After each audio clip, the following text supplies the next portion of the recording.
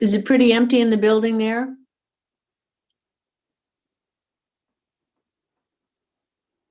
Yeah, it's pretty empty. It's not as bad as it was in the spring, but it's pretty empty. Yeah. Good morning. Good morning. Good morning, Mr. West. Do you have a way to put your video out? I am trying to figure out how to do that. We need to see your smiling face.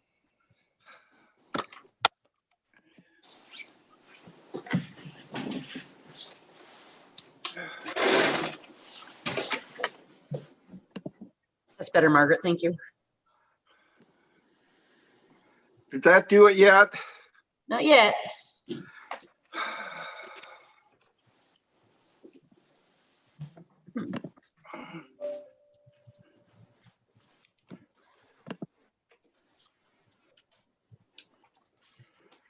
It's got a camera with a slash through it, like I see that. It says host disabled participant screen sharing. what? You don't need screen sharing. Oh, you don't need Okay. screen sharing. Turn on your camera. Turn your camera on.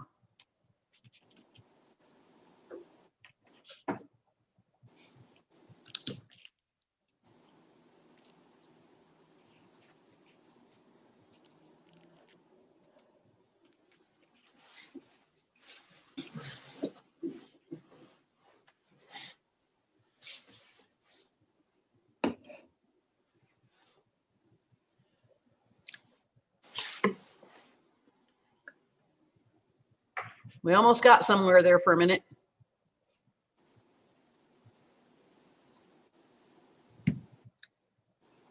And now you're muted, so if you're speaking, I can't hear you. Okay, it's unmuted. I don't see how to turn the camera on, unfortunately. Are you on a cell phone or a laptop? I'm on a laptop. Hmm? Does he have to be on camera? Well, let's get the judge in and see if it's going to be a problem for him. Okay.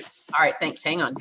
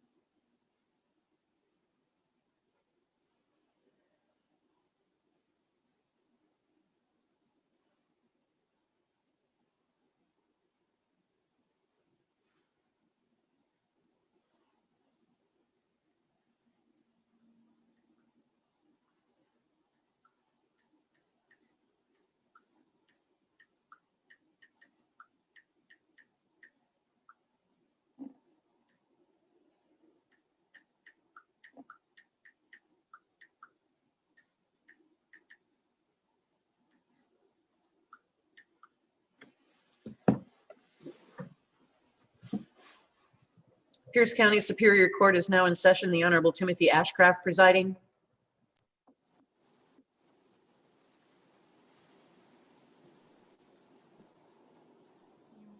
Hear me? Muted. Good morning. Mr. West, do you have camera capabilities or not? Mr. West, you're muted. Unfortunately, no. All right, thank you. All right, this is Arthur West versus City of Tacoma, 16-2-137-551. If I can get appearances for the record, please. Margaret E. Lewison for the city of Tacoma. Arthur West, plaintiff? All right, so this is just a mandatory court review. Wanted to find out what was going on with this case. It looks like Mr. West has filed a motion for next week, but I just wanted to figure out where we were with this case. So, Mr. West, where do you believe we are with this case? Well, fortunately, the Court of Appeals, in its decision, cleared up the issues in this case significantly. So pretty much all we have to deal with left is the one record that the court found was improperly redacted under attorney-client privilege, and the 4 records that appear to also be required to be disclosed under the terms of the Court of Appeals order that Okay. appear in the motion. Other All than right. that, I don't think there's anything else in the case that needs to be dealt with. Okay, Ms. Elifson? Thank you, Your Honor. Good morning. Good morning. I have, as you know, been somewhat confused as to what documents were at issue in this case and what documents were at issue in a previous case filed by Mr. West. And it's been the sorting out of those 2 records. However, with Mr. West's statement this morning, and that's what I understood him also to be stating in his show cause motion, which he has filed, that there are only 5 records to be dealt with in the case before you. I think that we'll be able to get it wrapped up by the end of the year. That's my guess, or shortly thereafter. Okay. All right, well, good. Well, I saw that there was a motion for next week. I haven't looked at it yet, so we'll just deal with that in due course. But that's all I needed for today. So I will see you all next week. Okay, thank you, Your Honor. Thank you, Thank Mr. you, West. Your Honor.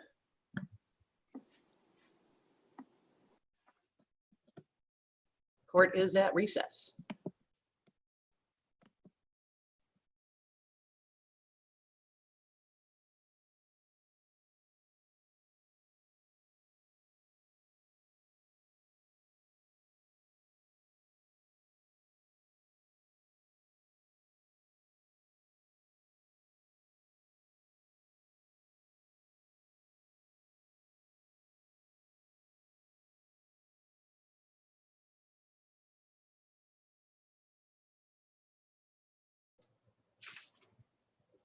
Good morning, Tom. Can you hear me?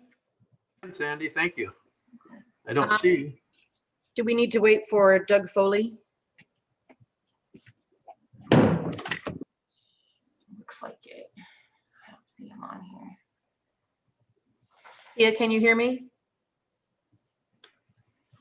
Yes, hi, good morning.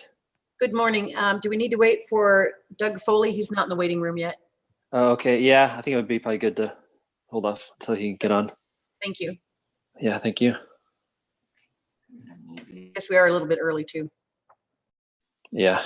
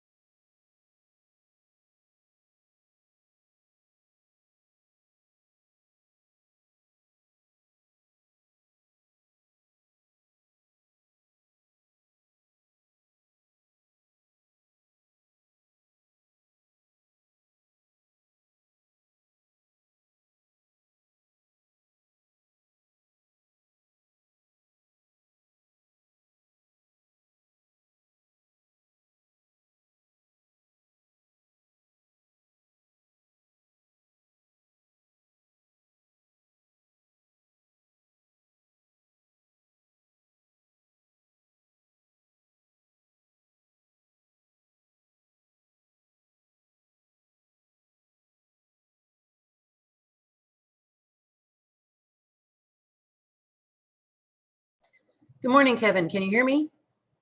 I can, and yes, Doug Foley is not going. I'm in lieu of Doug Foley today. Great. Okay, thank you. Let's get started. Let me tell the judge we're ready. Thank you.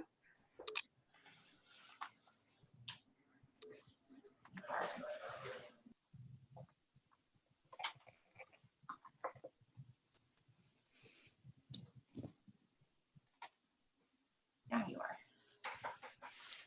All right, this is in re the minor settlement of Elizabeth Bolton, cause number 18-2-110-918. If I can get appearances for the record, please. This is Tom Fabian. I'm here appearing as settlement guardian ad litem at the request of the court. My name's Kevin Sampson. I represent Megan Tokstad, the tortfeasor involved in the accident with the minor Elizabeth Bolton. Good morning, Your Honor. My name is Kia Hohaya, represent the minor Elizabeth Bolton. All right.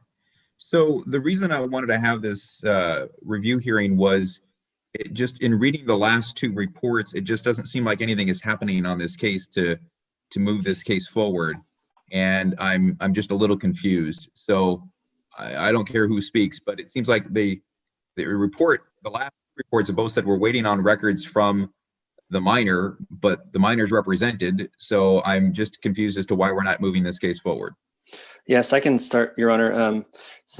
We have Mr. Fabian had indicated in his report previously that she was having some ongoing dental related issues that needed to be resolved and looked into further. And so we've been trying to coordinate that with the parents to obtain records to put forth proof of her ongoing needs as far as her dental procedures go and so forth. And so that's kind of been the hang up with this is we've had there's been kind of different, I guess, reasons or that have been delaying the parents from being able to provide us that information. And so we've been essentially in the process of trying to reach out to them and get that information so we can provide additional evidence of her ongoing dental injuries that need to be resolved. Well, okay. I mean, I don't want to get into privileged information here, but I'm just a little confused because it seems like it's to everyone's benefit to get these records so that we can get this case resolved. I'm just, again, I got essentially the same report in May that I got now, and it just seems like in 6 months' time there ought to be more happening. So I guess all I'm going to say is, we'll set this out, but I don't want to see another report that says we're still trying to get records. This needs to get done, and I don't know how else to say it. I mean, this should not be that difficult to move forward.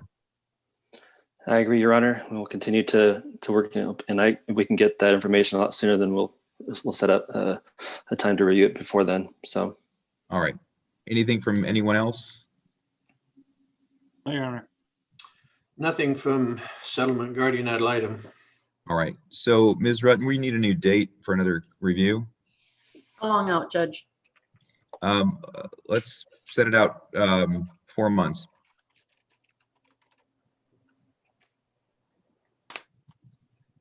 April 9th? Okay. April 9th. Any issues with April 9th? not on my end. Not from Okay. Fabian. No, not here as well, Your Honor. All right. So the next review will be on April 9th unless the case gets resolved before then. Okay, thank you, Your Honor. All right. Thank you, Your Honor.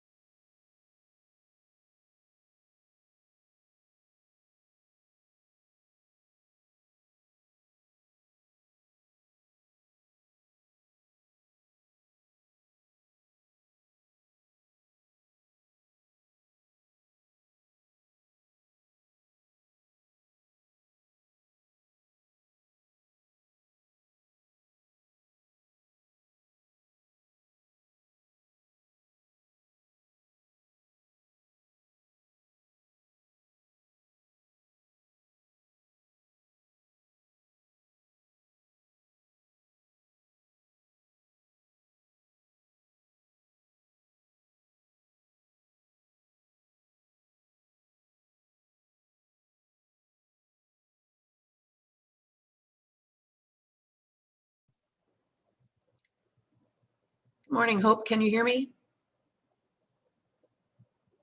Hope? Yes, I can. Okay, thank you. You're hard to hear, so if you need to speak, speak up. Okay. And Mike, can you hear me? Can you unmute and just so I can test your voice? Hi, I'm here. Yes, I can hear you. Mike? Can you hear me? Yes, perfect. Erica, I got you, yes? And David, how are you doing? Good. Can you hear me? Great. Yes, thank you. I'll get the judge in.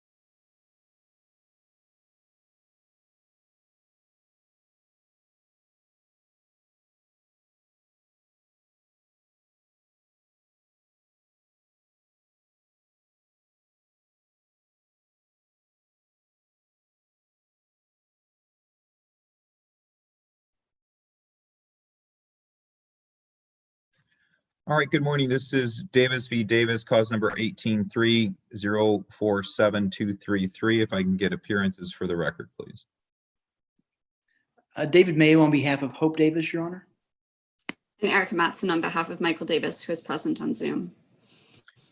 All right, so it looks like there was just some disputes over the final pleadings here. So let me go through it. I'm looking at the pleading filed by Ms. Bighorse yesterday, I believe. And I'll just say, just for future reference, and I know, Mr. Mayor, you were on the call last, or whenever it was, the last hearing, but Ms. Bighorse filed the pleading.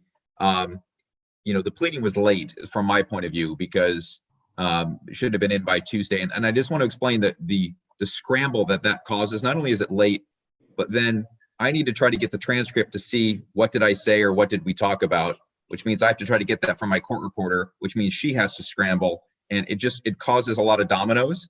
So I'm considering this, but I'm letting you know, don't do this again because I need things to be timely. Do you understand? Understood, Your Honor. I was in a trial and we were trying to double team stuff, but I totally understand and will improve upon that. But I'm going to look at what Ms. Bighorse filed. So let's just one by one here. When it said petitioner proposes to strike the language that the court expects her to find employment by early 2021. I think that was a goal. I don't think that was an order. So I do agree with that. But Ms. Matson, you're welcome to comment on that if you wish. Yes, Your Honor. I don't object to taking that out. I just remember that was what you had said at the last hearing, and so that's why I put it in. Yeah, I think I considered that aspirational more than something that I was ordering. So I do agree with taking that out. So then looking at the next part. So this whole thing about the $800, I didn't see any discussion about that in our last hearing. Did I miss something? There wasn't, Your Honor, and I can explain a little bit further. So there wasn't any discussion really about Mr. Davis's income at all at the last hearing. But when we went to do the child support orders, Ms. Matson sent those over. And I didn't realize at the time, because I wasn't originally on this, that Mr. Davis had some rental income that wasn't disclosed. So we include the rental income.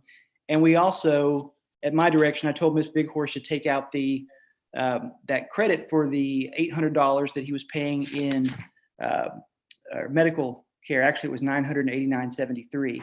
Now, after we submitted this yesterday, Ms. Matson sent us a breakdown showing that you didn't necessarily have to take out the entire credit because it was differentiated how much he was paying for his child. So after that, we filed the information that Ms. Mattson provided, and we sent another worksheet including him to have a certain amount of credit. So the child support, the transfer payment with him getting credit for the amount he's paying for insurance for the child, the transfer payment would be 809.47 instead of the 670 that we stated here in this declaration by Ms. Big Horse, based on the information Ms. Mattson provided. Ms. Mattson? Yes, Your Honor. And also just with regards to the scramble that this has caused, my client works full time. He works a lot, and he has one minor child, one college age child, and the other child, the oldest child, is also living with him. So he has a full household and a lot of responsibilities. And this results in, us emailing at 11 o'clock at night. And I would like to again ask for attorney fees. And this is no disparagement on Mr. Mayo, because I've been communicating with him for weeks, but it seems that he was having trouble getting in touch with his client. And we haven't been able to respond to anything until just now. But with regards to the rental income, it's not rental income. The oldest child is 25. He's still living at home. My client pays for all of his expenses, and he pays $800 a month to my client to offset some of those expenses. That's the situation. He is an adult, and he may move out at any time that is not regular income. It's an offset of that child's expenses that my client is paying for. Secondly, with the insurance costs, I think the insurance costs that we had previously provided were like $690 or something, which was the proportional breakdown of the child. So there's the worksheet that was submitted. There's the employee only health insurance premium, and then employee plus children, or employee plus spouse, employee plus entire family.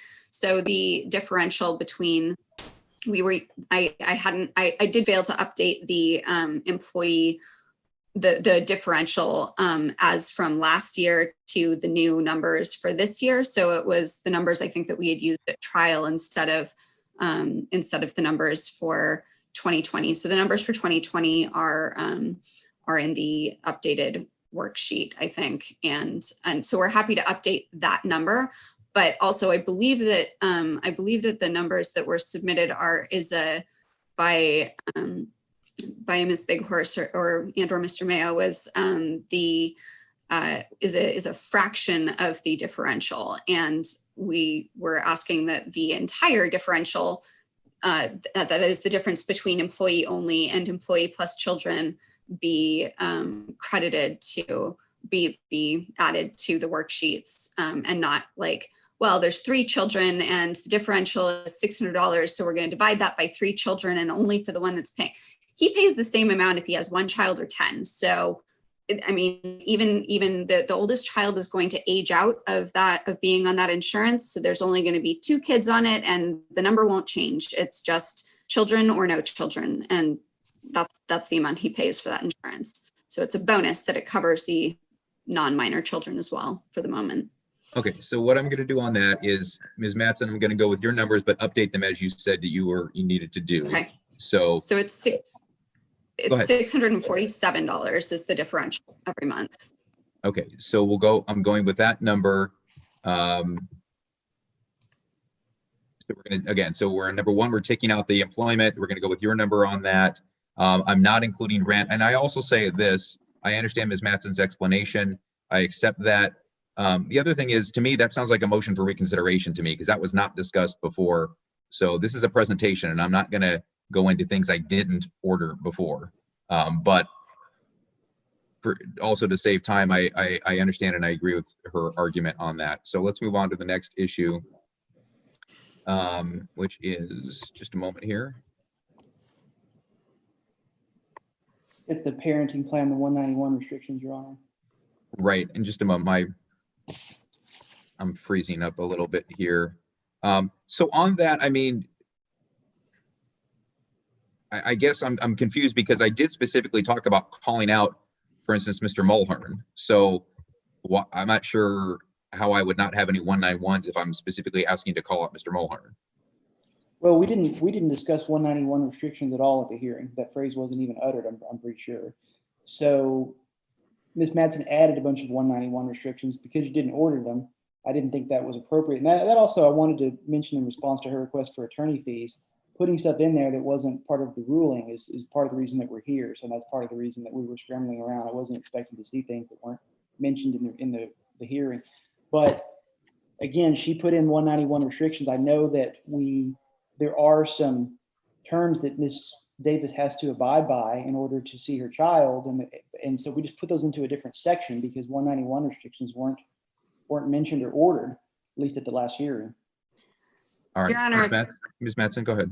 They weren't mentioned because they were in our proposed parenting plan. And Your Honor said that you were accepting our proposed parenting plan, which is why we left those in there. These orders have been on the court record since I think the beginning of October.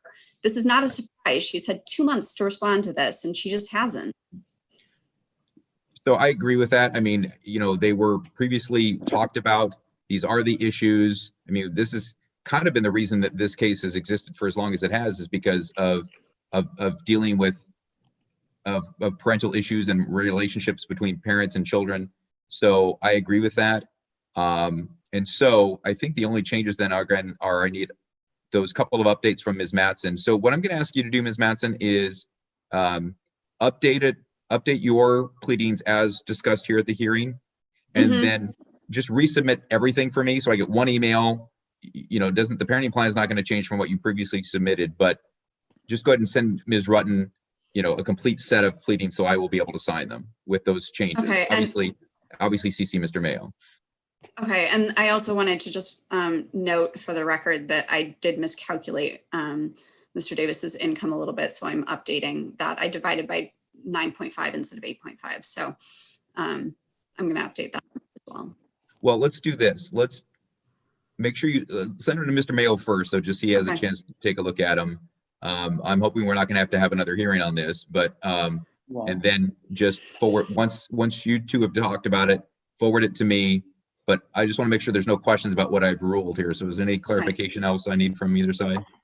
I don't think so, but I do still want to maintain my request for fees. I understand. I'm going to deny that request. Okay. So any other questions or clarifications? No, Your Honor, not from me. All right. So I'll look for that email from you. Either doesn't have to be today necessarily, because I know you need to get it to Mr. Mayo, but early next week is fine, and then I'll get those signed. Okay. Oh, wait, I'm sorry. 1 second. Yeah. I just do want to clarify. Okay. So my client's income is as stated on his pay stubs. We're not including the $800. That's correct. Okay. And the $647 a month for the child's portion of health insurance premiums. Yeah, you said that was an updated number, but Yes. That's yes. Okay. That is my ruling. And no changes to the parenting plan. Correct. Okay. All right. Thank you both. Thank you. Judge, did you want to set a follow-up date for this? Sure. Let's just again set another presentation for Friday just in case. But I'm very, very hopeful that we won't need to have it. I'm not expecting we will. Yeah. Okay. All right. Thank you. Thank you, Your Honor.